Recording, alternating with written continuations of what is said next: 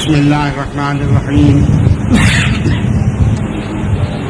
الحمد لله رب العالمين والصلاة والسلام على أشرف الأنبياء والمرسلين خاتم النبيين أبي القاسم محمد وآل بيته الطيبين الطاهرين المعصومين ولعنة الله على أعدائهم أجمعين. أما بعد فقد قال الله تبارك وتعالى في محكم كتابه وقوله الحق وهو أصدق الصادقين. بسم الله الرحمن الرحيم. ألف لام ميم ذلك الكتاب لا ريب فيه هدى للمتقين الذين يؤمنون بالغيب ويقيمون الصلاة ومما رزقناهم ينفقون والذين يؤمنون بما أنزل إليك وما أنزل من قبلك وبالآخرة هم يوقنون أولئك على هدى من ربهم وأولئك هم المفلحون. صلوات محمد.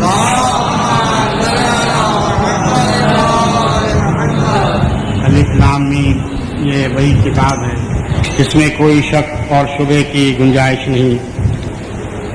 ہدایت ہے متقین کے لیے کہ جو ایمان بالغیب رکھتے ہیں، نماز کو قائم کرتے ہیں اور جو کچھ ہم نے روزی عطا کی ہے اس میں سے انفاق کرتے ہیں.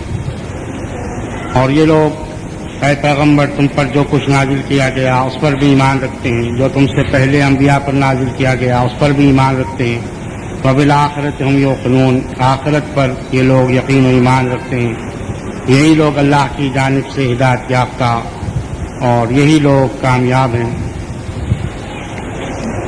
اس میں شک نہیں کہ کتاب کریم یہ ہدایت ہے صرف متقین کے لیے اور دعوت فکر و نظر سب کو دیتی ہے، لیکن جو استفادہ اور جو فائدہ حاصل کرتے ہیں قرآن کریم سے اور قرآن کے احکام پر جو عمل کرتے ہیں وہ متقی اور پرہیزگار لوگ ہیں. اسی لحاظ سے متقین اور اہل ایمان کا مرتبہ بھی بلند ہے اور انہی کے اوصاف کو ان آیات میں بیان کیا گیا ہے. امام جعفر صادق علیہ السلام حدیث ہے ما عبد اللہ بشین افضل من اداء حق المومن، عبادت نہیں کی گئی اس شے سے افضل و بہتر طریقے سے کہ مومن کے حق کو ادا کیا جائے. یہ مرتبہ ہے مومن کا، چونکہ مومن خدا کی اطاعت کرنے والا ہے، وہی کتاب الہی پر ایمان رکھنے والا ہے تمام باتوں پر، تو اس کے حقوق کو بھی خدا عالم نے ایک دوسرے کے حق کو قرار دیا ہے، اس کی اہمیت و عظمت کو واضح فرمایا ہے. امیر المومنین علیہ السلام کا ارشاد ہے قضاء حقوق الاخوان اشرف اعمال المتقین، برادران ایمانی کے حقوق کا پورا کرنا یہ متقین کے اعمال میں سے سب سے افضل و اشرف ہے. تو معلوم ہوا کہ متقین کی خدمت کرنا، ان کے حق کو ادا کرنا یہی تقویٰ اور پرہیزگاری کی علامت ہے. تو حقوق اخوان کو پورا کرنا یہ اشرف اعمال متقین ہے. یستجلب مودۃ الملائکۃ المقربین وشوق حور العین، اور یہ کھینچ کر لاتی ہے یعنی حقوق کا پورا کرنا ملائکہ کی محبت کو، یعنی ملائکہ مقربین اس بندے کو دوست رکھتے ہیں کہ جو حقوق ادا کرے مومنین کا. وشوق حور العین، اور حور العین اشتیاق رکھتی ہیں اس مومن کا. حدیث میں قضاء حاجت المومن افضل من 20 حجۃ بل من 1000 حجۃ، مومن کی حاجت کو پورا کرنا یہ افضل ہے 20 حج سے بلکہ 1000 حج سے. تو حج کا کتنا ثواب ہے، کتنی اہمیت ہے، لیکن مومن کی حاجت روائی کرنا یہ حج کے 20 بلکہ 1000 حج سے زیادہ اس کا ثواب ہے. جہاں تک واجب حج کا تعلق ہے تو واجب فریضہ حج ہے، تو کسی صورت میں ترک نہیں کیا جا سکتا. اگر کسی پر حج واجب ہو جائے تو پھر ضروری ہے کہ وہ حج سے مشرف ہو، لیکن حج واجب ادا کرنے کے بعد پھر مستحبات کا سلسلہ شروع ہوتا ہے. مستحب ہے ہر سال بجا لانا اگر استطاعت ہے، لیکن قضاء حاجت مومن سے اگر ٹکراؤ ہو تو اس کا ثواب اتنا 1000 حج کے برابر. صلوات محمد وعلیہ.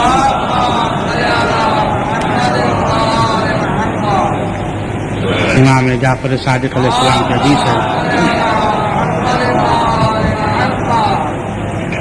ما قضا مسلم لمسلم حاجة الا نادى الله علی ثوابک ولا عرض لك بدون الجنہ، اگر ایک مومن دوسرے مومن کی حاجت کو پورا کرتا ہے تو خدا عالم ندا دیتا ہے کہ علیہ ثواب کا، اس کا ثواب میرے ذمہ ہے اور میں جنت سے کم پر راضی نہیں۔ صلوات پر محمد۔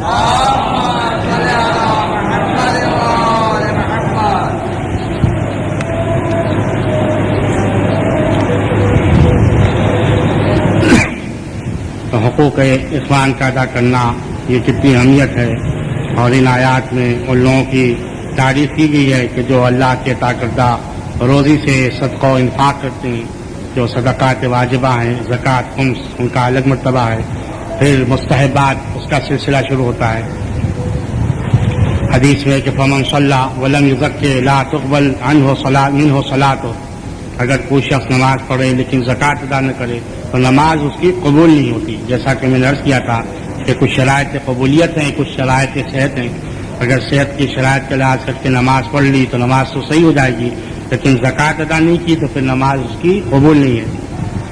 من منع الزکوٰۃ وقف الصلاۃ حتی یزکی، اگر کوئی شخص زکوٰۃ کو ادا نہ کرے، من منع الزکوٰۃ وقف الصلاۃ حتی یزکی، اگر زکوٰۃ کو روک رکھے تو نماز اس کی موقوف رہتی ہے یہاں تک کہ زکوٰۃ ادا کرے۔ فقال صلاۃ مکتوبۃ، ایک واجب نماز جو ہے، خیر من 20 حجۃ، یہ 20 حج سے ایک واجب نماز دیتے، تو نماز کا مرتبہ کتنا ہے، کتنی اہم نماز ہے۔ ان قبل ما سوا، اگر نماز قبول ہو گئی تو سارے اعمال قبول ہو جاتے ہیں، لیکن باوجود اس کے اس کی قبولیت موقوف ہے زکوٰۃ کے ادا کرنے پر۔ صلوات پر محمد۔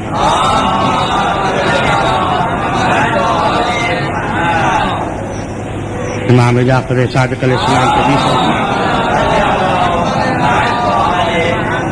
فقال ما من شيء احب الى الله من اخراج الدراهم الى الامام وان الله ليجعل له الدرهم في الجنه مثل جبل احد، کہ اللہ کے نزدیک اس سے محبوب ترین شے نہیں ہے کہ کوئی ایک درہم نکالے جو حق امام ہو، اور خدا عالم اس ایک درہم کو قیامت کے دن اتنا بڑا کرے گا جسے جبل احد، کوہ احد۔ تو یہ واجب اور فرائض کی اہمیت ہے، اس میں شک نہیں کہ شریعت نے جو ہم لوگوں کے لیے نظام مقرر کیا ہے وہ مقرر ہو چکا ہے، اس کے مقرر کرنے کا انتظار نہیں ہے۔ جیسا کہ لوگ کہتے ہیں بھائی کوئی ہماری اسلامی حکومت ہو تب ہم عمل کریں گے، وہ اسلامی حکومت ہو چکی، احکام آ چکے، قرآن کریم موجود ہے، ائمہ تعدین علیہ السلام کی سیرت موجود ہے، تو اگر احکام شریعت پر عمل کیا جائے تو خود بخود یہ ہمارا نظام ہے، نظام اس سے درست ہوتا ہے۔ تو یہ حالت منتظر نہیں ہے کہ کوئی ہمیں بتائے اور ہماری رہنمائی کرے تب ہم نماز پڑھیں گے، تب روزہ رکھیں گے، تب خمس ادا کریں گے، سب واجبات ہیں، اور یہ ایسی چیزیں ہیں کہ جن کا علم ہم کو ہو چکا ہے، اور اس علم کے سلسلے میں اب ہمیں اس کی تقلید کی بھی ضرورت نہیں۔ جیسا غرض کیا کہ جو بدیہات مسائل ہیں جو دین و مذہب سے آپ کو ضروری اس طریقے سے آپ کو معلوم ہے، جس میں آپ کوئی غور و فکر نہیں کرتے، اس چیزوں میں تقلید نہیں ہے۔ نماز جو آپ پڑھتے ہیں یہ تقلید سے نہیں پڑھتے، نماز کا پڑھنا ظہر کی 4 کا سب عالم یہی کہتے ہیں، یا خمس کا نکالنا یہ واجب ہے، اور یہ تقلید سے نہیں، ہاں اس کے جزیات مسائل میں تقلید ہے، لیکن جو اصل خمس کا مسئلہ یہ بدیہات مذہب سے ہر شخص اس کو جانتا ہے۔ تو یہ تمام ایسی چیزیں ہیں کہ اگر ان پر عمل ہو تو یہ خود بخود ہمارے لیے نظام ہے، اور یہ ایسا اچھا نظام ہے کہ اس میں ہمارے اجتماعی حقوق کا بھی لحاظ کیا گیا ہے، انفرادی حقوق کا بھی لحاظ کیا گیا ہے۔ اور ائمہ کے زمانے میں اور جس وقت پیغمبر اسلام کا زمانہ تھا یہ تمام احکام رائج تھے، کس طریقے سے لوگ اس کو رائج کرتے تھے، اس کے لیے کوئی انجمن اور کمیٹی بنانے کی ضرورت نہیں پڑتی تھی، خود پیغمبر اسلام کا حکم، شریعت کا حکم یہ کافی ہوتا تھا، لیکن یہ عمل کے ذریعے سے تنظیم ہوتی تھی۔ اگر آج بھی اس پر ان احکام پر سب عمل کریں تو عمل ہونے کی وجہ سے خود بخود وہ چیزیں ظاہر ہو جائیں گی، اس کے فوائد ظاہر ہو جائیں گے۔ امام جعفر صادق علیہ السلام کی حدیث ما تلف مال فی بر ولا بحر الا بمنع الزکوٰۃ، کوئی مال سمندر میں یا خشکی میں ضائع نہیں ہوتا لیکن زکوٰۃ کے روک رکھنے سے، اگر اللہ کے حقوق اس میں سے نہیں نکالے گئے تو اس کے سبب سے وہ مال ضائع ہوتا ہے۔ حضرت کی حدیث ویل للاغنیاء من الفقراء یوم القیامہ، قیامت کے دن وائے ہو اغنیاء پر کہ جو حقوق فقراء کے غصب کرتے ہیں، یقولون فقراء اس وقت کہیں گے ربنا ظلمونا حقوقنا، ان لوگوں نے ہمارے حقوق غصب کیے اور ان پر ظلم کیا، کہ جس سے حقوق کو تو نے ان پر فرض کر دیا تھا ہمارے واسطے۔ دوسری حدیث میں ارشاد ہے اشد ما یکون علی الانسان یوم القیامہ ان یقوم اہل الخمس، اور قیامت کے دن سب سے سخت ترین وہ موقع ہوگا کہ جب اہل خمس جو خمس کے مستحقین ہیں وہ اٹھ کھڑے ہوں گے، فیتعلق بذلک الرجل، اور جس سے خمس کا تعلق ہے، خمس واجب ہے اور نہیں ادا کرتا، اس کا دامن تھامیں گے، درگاہ خدا نرس کریں گے ان ھذا الرجل قد اکل خمسنا وتصرف فیہ ولم یدفعه الینا، اس شخص نے خمس کے مال میں تصرف کیا اور ہمیں ہمارا حق نہیں دیا، فیدفع اللہ علیہم عوضہ من حسنات ذلک الرجل، اور خدا عالم پھر اس کے حسنات سے، اس شخص کی نیکیوں سے جو بھی نیکیاں کی ہیں ان کو ان لوگوں پر تقسیم کرے گا۔ صلوات پر محمد۔ یہی صورت اہل زکوٰۃ کے لیے ہے۔ امام صاحب العصر کا ارشاد ہے ومن اکل من مالنا شیئا فانما یاکل فی بطنہ نارا ویصلی سعیرا، اگر کوئی شخص ہمارے مال میں سے کوئی شے بلا حق کھائے تو ایسا ہی ہے کہ جیسے اس نے اپنے پیٹ میں آگ کو کھایا اور وہ کسی جہنم میں جلے گا۔ اور تمام اللہ کی لعنت ہو اور تمام ملائکہ کی والناس اجمعین علی من اکل من مالنا درہما حراما، اگر کوئی حرام طریقے سے ایک درہم بھی ہمارے مال سے ہمارے حق سے کھائے۔ صلوات پر محمد وعلیہ۔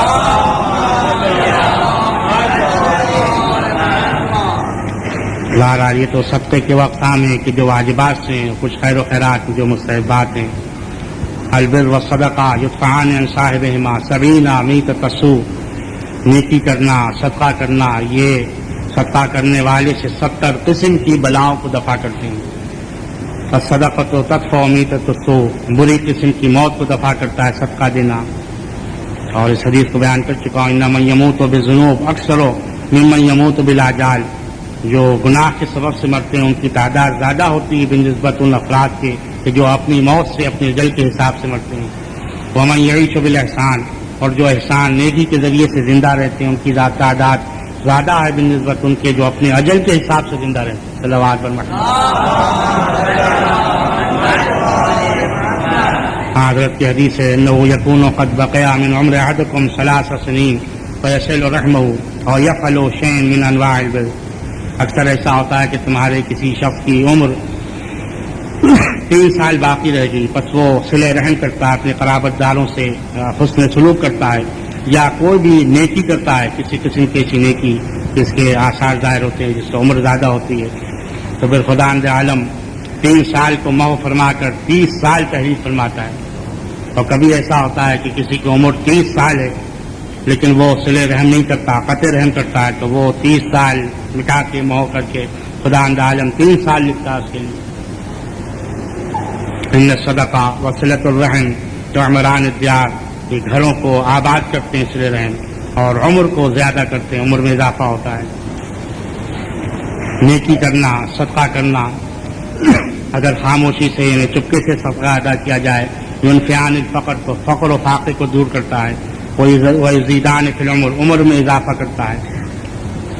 وفي خبر آخر والصدقۃ النہار، اگر کوئی دن کو صدقہ ادا کرے تو تثمر المال، تو یہ مال میں اضافہ کرتا ہے اور عمر میں اضافہ کرتا ہے۔ اور دوسری حدیث میں ارشاد ہے اذا املقتم فتاجروا اللہ بالصدقہ، اگر تم محتاج ہو جاؤ تو تمہیں چاہیے کہ اللہ سے تجارت کرو صدقے کے ذریعے۔ صلوات اللہ۔ امام جعفر صادق علیہ السلام سے حدیث ہے ان لکل شیء مفتاحا ومفتاح الرزق الصدقہ، ہر شے کی کنجی ہے اور رزق کی کنجی، رزق حاصل کرنے کی یہ صدقہ ہے۔ صلوات بر محمد۔ اور صدقہ خیرات کی خصوصیت یہ ہے کہ یہ ادائے دین میں مفید ہے، یعنی قرض ادا کرتا ہے، اگر کسی کے ذمہ قرض ہے تو یہ قرض ادا کرتا ہے، اس کے سبب سے وتخلف البرکہ، اور برکت چھوڑ کے جاتا ہے۔ ایسا نہیں ہے کہ کچھ دراہم اگر ہم نے رائے خدا میں دے دیے تو پیسہ کم ہو جاتا ہے، بلکہ پیسہ اس سے زیادہ ہوتا ہے، اضافہ ہوتا ہے۔ مگر یہ شرط ہے کہ اللہ کی خوشنودی کے لیے صدقہ و خیرات کرے، اور جو چیز اللہ کی راہ میں دے وہ بہتر سے بہتر ہو جس کو خود انسان پسند کرتا ہے ایسی شے. لباس ہو تو اچھا لباس ہو, کھانے پینے کی چیز ہو تو اچھی جو خود مرغوب ہو, پسند ہو. جیسا کہ ارشاد لن تنالوا البر حتى تنفقوا مما تحبون, تم نیکی کو حاصل نہیں کر سکتے اس وقت تک جب تک کہ اس چیز میں سے انفاق نہ کرو جس کو تم پسند کرتے ہو. تو سب سے زیادہ تو پیسہ پسند کیا جاتا ہے, پھر کچھ اور پسند کی جاتی ہے. صلوات پر محمد.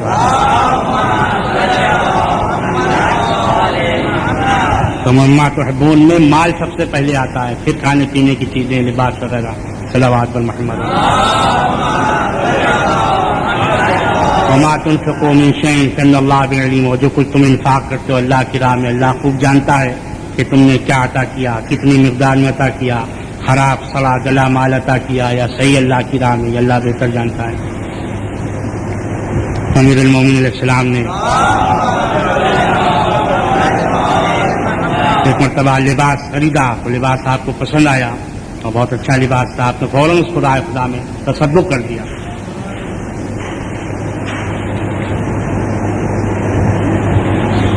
امام جعفر صادق علیہ السلام کی حدیث,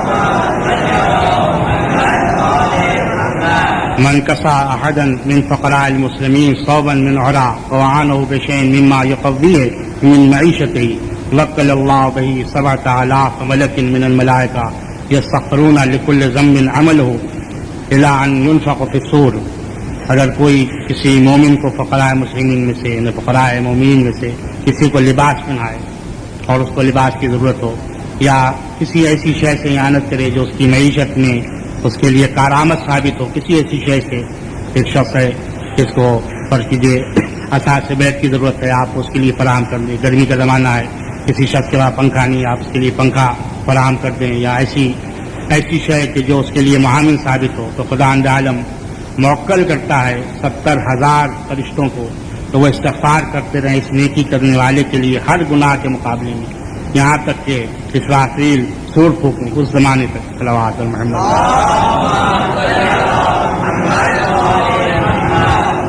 ان اللہ سہل فرعون کافر تھا اور خدائی کا دعویٰ کرتا تھا, لیکن خدا عالم نے اس کی مملکت میں اور اس کی مدت ملک میں طول عطا فرمایا اور زیادہ زمانہ اس کا گزرا, حالانکہ وہ کافر تھا. لأنه اذا حضر موعده, اس لیے کہ جب اس کا دسترخوان بچتا تھا تو ہمارا بفتح الباب ورفع الحجاب, وہ حکم دیتا تھا کہ سب دروازے کھول دیا جائے, سارے پردے ہٹا دیے جائیں اور کسی شخص کو روکا نہیں جائے. کوئی شخص جو گزر رہا ہو سب کو بلا لیا جاتا تھا. وکانا کل من یمر علی باب, جو بھی اس کے دروازے سے اس پر گزرتا تھا, فقراء سے, یتام سے, رستے چلنے والوں سے, سب حاضر ہوتے تھے دسترخوان پر. امیر المومنین کا بھی ارشاد ہے انما امل اللہ فرعون فی دعوا لسہولت عزہ و بذل طعامہ, کہ خدا عالم نے باوجود اس کے اس دعوے کے اس کو مہلت اس لیے دی کہ چونکہ وہ اذن کے معاملے میں بہت ہی سہل تھا, یعنی فوراً آسانی سے ہر شخص کو ملاقات کی اجازت دے دیتا تھا.